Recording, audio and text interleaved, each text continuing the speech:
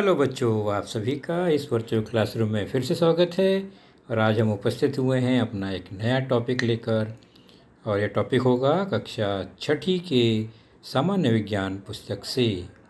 और हमारा आज का जो लेसन है वह आपके पाठ्य पुस्तक में है 5वां क्रमांक का, सब्सटेंसेस इन द सराउंडिंग्स, अर्थात आसपास के पदार्थ, अवस्थाएं और गुणधर्म, भाग 1, और जिसके अंतर्गत हम चर्चा करेंगे पदार्थ की अवस्था और ऊष्मा का उस पर क्या प्रभाव होता है।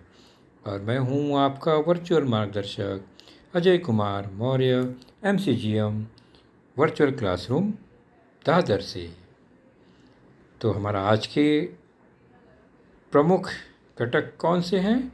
वह है पदार्थ की अवस्थाएं और उन अवस्थाओं पर ऊष्मा का क्या प्रभाव होता है, उसको हम समझने का प्रयास करेंगे।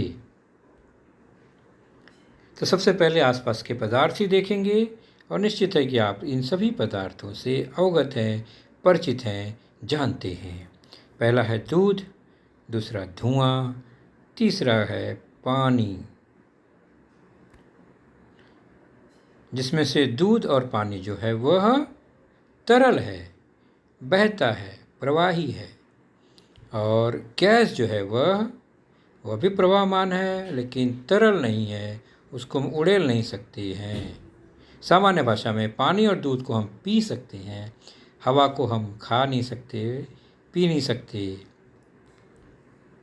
मतलब पीने वाली चीज़ तरल होगी, खाने वाली चीज़ ठोस होगी, है ना। तो हवा, धुआं इत्यादि। रूप को देखिए, मैं खाद्य पदार्थ की बात नहीं कर रहा हूँ। यह किस रूप में है दूध और पानी, और धुआं किस रूप में है वह ध्यान से देखिए। अब देखिए ये बाकी दो पदार्थ यहाँ दिख रहे हैं। एक है स्पिरिट जो कि डॉक्टर के पास होता है, अस्पताल में होता है, डिस्पेंसरी में होता है। दूसरा है कोल्ड ड्रिंक जो कि आम जनरल स्टोर में हमें मिलता है। दोनों ही तरल पदार्थ हैं, यानी द्रव अवस्था में पाए जाते हैं। एक स्पिरिट, दूसरा कोल्ड ड्रिंक। अब ये दो पदार्थ देखते हैं, क्या ये तरल पदार्थ हैं? नहीं, इसको तो हम खा सकते हैं, तोड़ना पड़ेगा। अर्थात पहला है शक्कर, मीठा पदार्थ। दूसरा है नमक, सफ़ेद नमक भी होता है, सिंधा नमक भी होता है, और यह चट्टान वाला नमक भी होता है, खनिज नमक। ये दोनों पदार्थ हम उसको पी नहीं सकते, खाना पड़ता है। ये प्रवाह तरल नहीं है, है ना। तो इसका रूप और पिछले वाले पदार्थों के रूप में अंतर है। उसी प्रकार इन तीनों पदार्थों के रूप को ध्यान से देखिए तो अंडा ऊपर से कठोर दिखता है लेकिन अंदर उसके तरल पदार्थ है। पेट्रोल, यह भी तरल पदार्थ है। डेटॉल के अंदर, बोतल के अंदर भी तरल पदार्थ ही है। तो पेट्रोल, डेटॉल, अंडा। यह है नारियल। नारियल ऊपर से कठोर, ठोस है, अंदर से गरी मिलता है, पानी मिलता है, और उसका तेल भी बनता है। तो ठोस भी है इसमें, द्रव पदार्थ भी है इसके अंदर, तरल पदार्थ भी इसके अंदर हैं। नारियल की गरी ठोस होता है, नारियल का तेल तरल पदार्थ, नारियल का पानी तरल पदार्थ। अब यहाँ हम एक साथ कई वस्तु देख रहे हैं, जिसमें लेफ्ट साइड से शुरू करें तो बीच में शुरू करते हैं घी, लेफ्ट में कपूर, उसके नीचे चॉकलेट, फिर राइट में ऊपर डांबर की गोली। आप देखते हैं ना, मम्मी कपड़े में इसको लगा के रखती है, वॉश बेसिन में रखा जाता है ताकि जंतु या कीड़े मकोड़े, कीटक इस पर न आए। और जूस, तरल पदार्थ। तो इसमें कुछ तरल दिख रहे हैं, कुछ ठोस दिख रहे हैं हमें। यहाँ पर हम देखते हैं तो धातु के कुछ अन्य वस्तुएं हैं। यह है बर्तन और कील, दोनों काफ़ी ठोस, बिल्कुल तरल नहीं है। यह है मोम, उसमें बत्ती लगी हुई है तो मोमबत्ती। बत्ती जहाँ जलती है वहाँ के आसपास का मोम जो है तरल रूप में है और नीचे का हिस्सा ठोस रूप में है। अगरबत्ती, पूरा अगरबत्ती ठोस पदार्थ, और जब जलने पर उसमें से जो धुआं निकलता है वह गैस के रूप में होता है।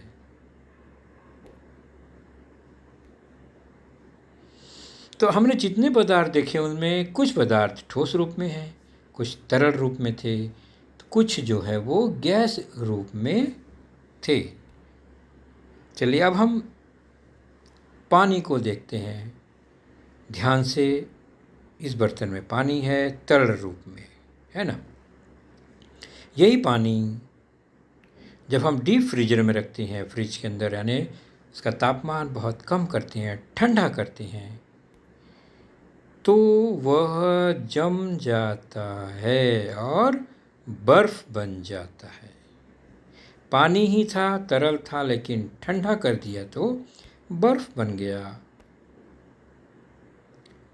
इस बर्फ को सामान्य छोड़ दें तो फिर से वह तरल हो जाता है, पानी बन जाता है, और उसकी गर्मी और बढ़ाएं, यानी उसको गर्म करें हम, पानी को भी गर्म करने और तापमान बढ़ाएं, तो फिर वो देखते हैं तो उसमें से भाप उठने लगता है, यानी वह अवस्था उसकी बदल रही है। धीरे धीरे पानी भाप बन के उड़ने लगता है, सारा पानी खत्म हो जाएगा कुछ देर बाद। तो पानी शुरू में द्रव अवस्था में सामान्य तौर पर हमें मिलता है, हम देखते हैं हमारे घरों में बर्तन में रहता है। तापमान कम कर देने पर, ठंडा कर देने पर बर्फ़ बन जाता है, जो कि ठोस रूप में हो जाता है। और यही पानी गर्म करें, उबालें और काफ़ी देर, तो यह भाप बन जाता है, गैस रूप में आ जाता है। यानी पानी ही तीन अवस्थाओं में, तीन रूप में हमें मिल रहा है। सामान्य तौर पर वह द्रव रूप में है, ठंडा करने पर वह ठोस रूप हो जाता है, और अधिक गर्म करने पर, बहुत गर्म करने पर वह गैस रूप धारण कर लेता है। तो सामान्य तौर पर पानी हमें द्रव अवस्था में मिलता है। हम देखते हैं नदी, तालाब, कुएं, अपने घर में पानी की टंकी में, ये द्रव अवस्था में हमें मिलता है। और ये तापमान सामान्य तौर पर 15 से 25-30 तक होता है इसका, यानी पानी हमेशा नॉर्मली ठंडा ही रहता है। और यह स्थिर अवस्था में नहीं है, ठोस अवस्था में नहीं है, यह प्रवाही होता है, प्रवाहमान होता है, द्रव अवस्था में होता है।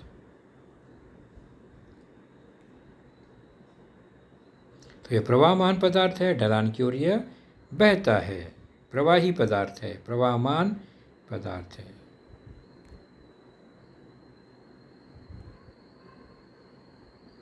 अब उसका आकार या आयतन क्या है वो देखते हैं। यह कुछ अलग अलग आकार के बर्तन हैं, डिज़ाइनदार। उसमें अगर हम पानी के पाइप लगा के उसमें पानी भरें तो देखें वह पानी का आकार क्या होता है। तो पानी का आकार बर्तन के आकार जैसा ही हो गया, मतलब उसका कोई निश्चित आकार हम नहीं बता सकते। ओके, तो पानी का कोई निश्चित आकार नहीं है। लेकिन क्या पानी जगह घेरती है? बिल्कुल निश्चित जगह घेरती है। उस बर्तन में जितना जगह है उसने पूरा घेर लिया है। अब इससे ज़्यादा पानी इसमें हम नहीं डालते, यानी उतना ही पानी निश्चित जगह पर निश्चित पानी ही रह सकता है। तो उसका एक निश्चित आयतन होता है, निश्चित जगह घेरती है। तो आकार निश्चित नहीं, लेकिन आयतन निश्चित, फिक्स है।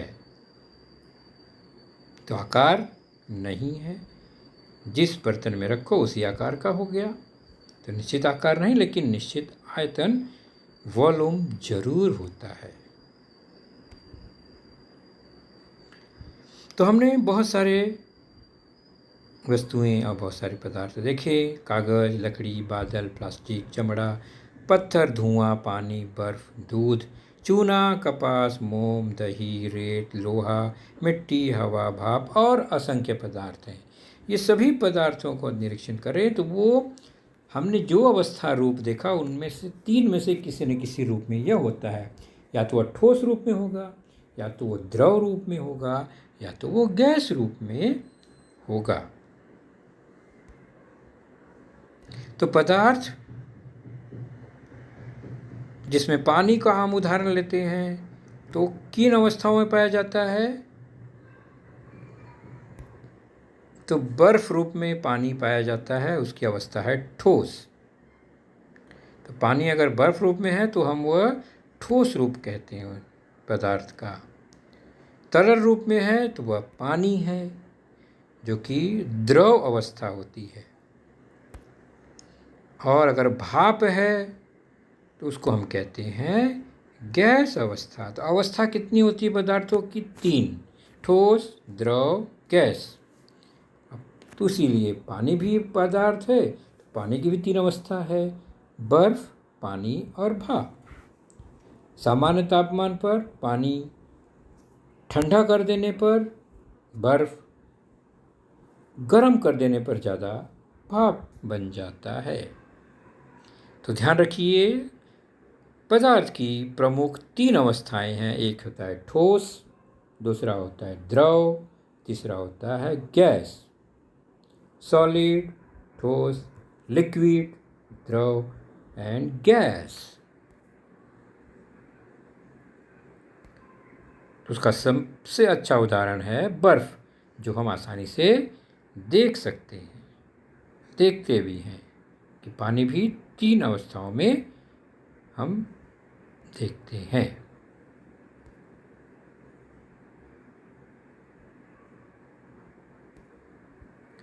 तो इन अवस्थाओं के गुणधर्म क्या हैं वो हमने देखा। आकार के रूप में, आयतन के रूप में गुणधर्म देखा हमने। तो आपके पाठ्य पुस्तक में पेज नंबर 33 पर एक टेबल बना हुआ है। ठोस, द्रव और गैस पदार्थ की अवस्थाएं हैं और उनका आकार और आयतन के रूप में क्या गुणधर्म है वो देखेंगे। ठोस उदाहरण देखा हमने, लोहे का टुकड़ा, नारियल और बर्फ, ये सब ठोस हैं। पत्थर, प्लास्टिक, पेन जो होती है, कंघी होती है, सब ठोस है। उसका अपना आकार निश्चित है ना? ठोस का आकार निश्चित है, कहीं भी रखेंगे आकार वैसे का वैसे बना रहता है। आयतन भी निश्चित हुआ, निश्चित जगह घेरती है। बालू है, चीनी है, नमक है, उसको कहीं पर गिरा दो तो उसका एक ढेर बन जाता है। तो आयतन निश्चित हो गया। द्रव का क्या गुणधर्म है? उदाहरण है पानी, स्पिरिट, तेल, शरबत, आपने देखा, हाँ, नारियल पानी, कोल्ड ड्रिंक्स, दूध। इसका अपना आकार निश्चित नहीं है, वो जिस बर्तन में होता है उसी बर्तन का आकार हो जाता है। और आयतन लेकिन निश्चित है, वो निश्चित जगह में वो निश्चित ही द्रव आएगा, तो आयतन निश्चित हो जाता है। गैस का क्या गुणधर्म है आकार के मामले में? तो गैस का भी अपना कोई आकार तो है नहीं, जैसे हवा, धुआं, और वो जगह में फैल जाता है। आयतन भी निश्चित नहीं है। कहने का मतलब है कि एक बर्तन में,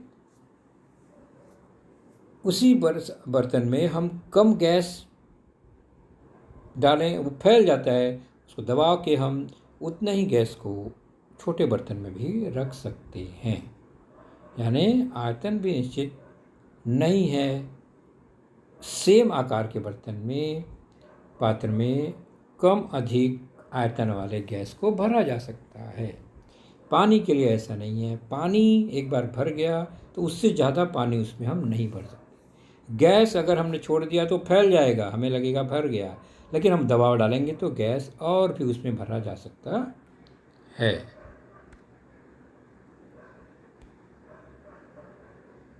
तो स्वयं का आकार ठोस का होता है, द्रव का आकार नहीं होता है, गैस का भी आकार नहीं होता है। आकार के मामले में ठोस का निश्चित आकार है, द्रव और गैस का निश्चित आकार नहीं है। आयतन के मामले में ठोस का आयतन निश्चित है, द्रव का भी आयतन निश्चित है, गैस कमज़ोर है, उसका आयतन निश्चित नहीं है, वो यहाँ वहाँ कहीं भी फैल जाता है।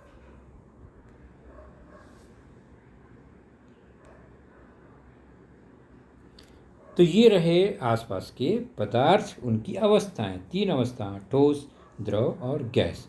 इन अवस्थाओं पर ऊष्मीय ऊर्जा, गर्मी का क्या प्रभाव होता है? तो गर्मी कम है, अधिक है, ठंडा है, कोई पदार्थ गर्म है, इसको हम नापेंगे कैसे, ठंडा और गर्म? तो हम तापमान से तापमान, टेम्परेचर, थर्मामीटर से नापते हैं। गर्म और ठंडा जो रूप है वह तापमान होता है ना, ताप का मान, गर्मी का मान, कितना गर्म है, कितना ठंडा है।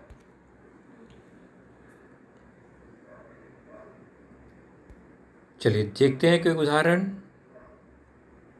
यह पानी, ओके। दूसरा पदार्थ, पानी का दूसरा रूप बर्फ, ठोस। पानी का तीसरा रूप,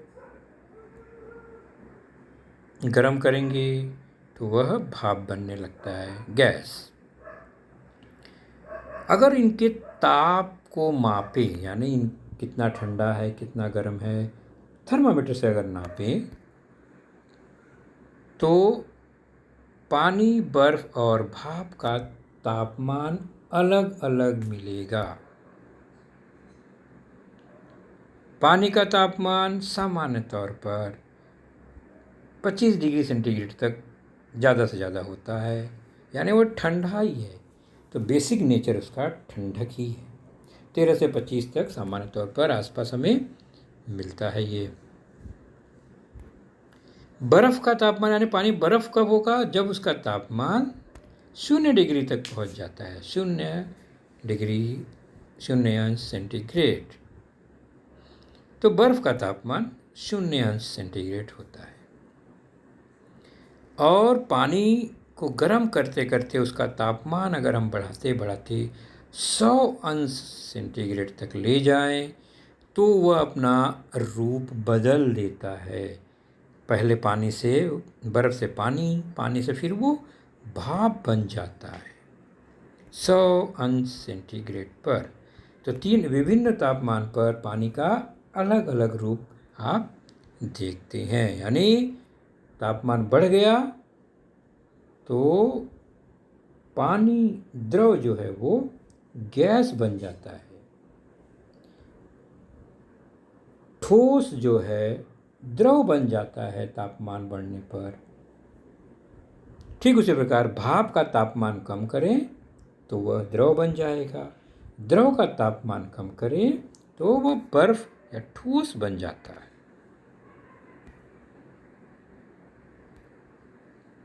तो बर्फ को अगर ऊष्मा दें, हम गर्मी दें, तो वह पानी बन जाता है, और फिर पानी को ठंडा करें तो वो बर्फ बन जाता है। ये चक्र चलता रहता है, ये आप जानते हैं अच्छी तरह से। फिर पानी को अगर ऊष्मा दें तो वो भाप बन जाता है, और भाप को अगर ठंडा करें तो वह फिर से पानी बन जाता है। उसका सबसे बढ़िया उदाहरण बारिश है ना। समुद्र का पानी भाप से फिर बारिश में बदल जाता है। आपने बर्तन देखा होगा, गर्म पानी के ऊपर अगर टोप के ऊपर ढक्कन रख दे थोड़ी देर बाद तो वो भाप से पानी की बूंदें वहाँ बन जाती हैं। तो यह चक्र भी चलता रहता है। तो गर्मी देने पर बर्फ,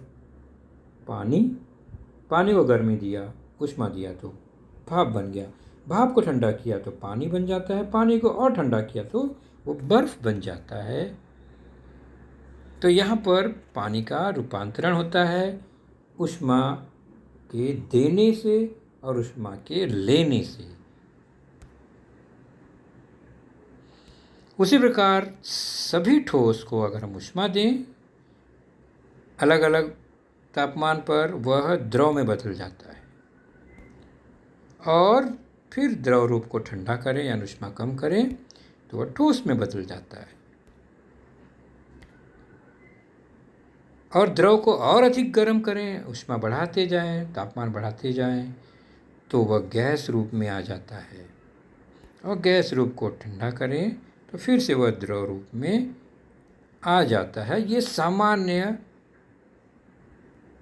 गुणधर्म है पदार्थों के। विशिष्ट पदार्थ में अलग अलग गुणधर्म हो सकते हैं, लेकिन सामान्य तौर पर सभी पदार्थ का यह एक विशेष गुणधर्म है। तो ऊष्मा पाकर पदार्थ में की अवस्था में परिवर्तन हो जाता है, और ऊष्मा देने पर जो गर्मी मिलती है, लेने पर जो गर्मी कम होती है, उसके मान को मापने के लिए तापमापी का उपयोग करते हैं। कितना गर्म कितना ठंडा, यह तापमापी से ही मापते हैं। तो ऊष्मा देने पर पदार्थ गर्म होने लगता है, अर्थात उसका तापमान बढ़ता है, और उसको नापने के लिए हम अलग अलग तरह के तापमापी का उपयोग करते हैं।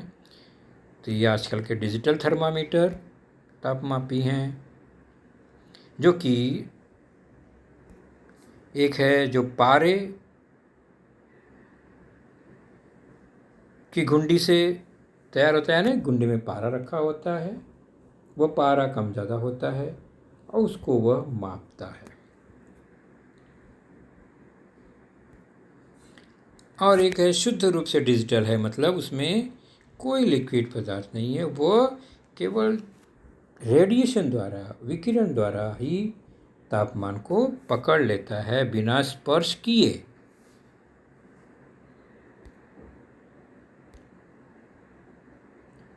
ये एक सामान्य तापमापी आपने देखा होगा, कांच की एक नली, उसके सामने एक बल्ब होता है, उसके अंदर पारा भरा होता है, और गर्मी होने पर यह पारा फैलकर ऊपर चढ़ता है नली में, और नली पर वहाँ पर उसके कुछ भाग किए होते हैं जिस पे संख्या लिखी होती है, वह तापमान दर्शाता है।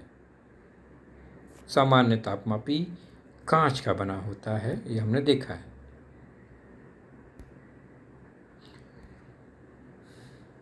हाई रेंज यानी 0 से माइनस से लेके प्लस तक तापमान मापना हो तो अलग अलग प्रकार के तापमापी बनाए जाते हैं आवश्यकता अनुसार।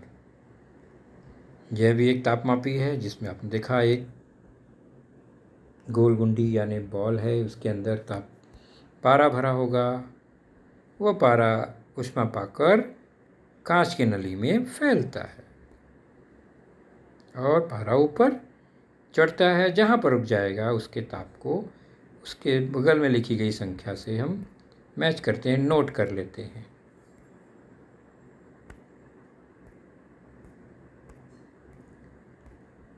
अलग अलग रेंज वाले तापमापी होते हैं। उसकी इकाई है डिग्री सेंटीग्रेड या डिग्री सेल्सियस, और दूसरी इकाई है डिग्री फ़ारेनहाइट, अंश फ़ारेनहाइट। इस पर हमें ज़्यादा चर्चा नहीं करनी है।